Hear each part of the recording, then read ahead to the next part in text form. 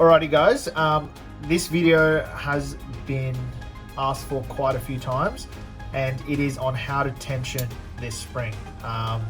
Get a lot of people saying they put their shells together and their key will not flip out.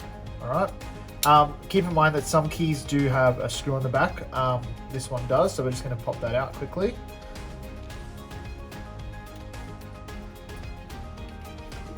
Alrighty, and this one is tensioned, so we'll just open that up. If yours isn't, just open up the shell, and we have to pull this shell apart.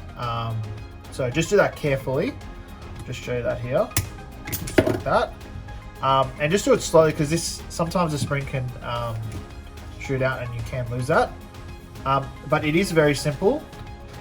First step that I like doing, the way it works is there's this little notch here, just on the end here, and that's what locks into the shell, just here, and that's what makes that tension. There's also a little part in here that locks into the top of the spring, and you'll see that here. So when you turn it, it locks that spring in and spins that spring around. Okay. Now your key blade will fit in to these two notches here. Make sure that comes all the way through that button, just like that. All right. Now we want this key to flip out this way.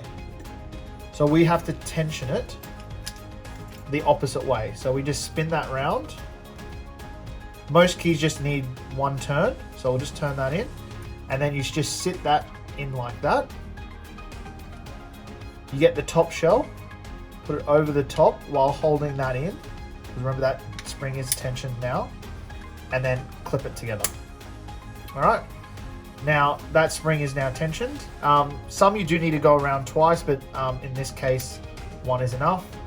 You can do it twice, which will tension it a little bit more, but generally you don't want to over tension that spring either. All right, that's it guys. Cheers.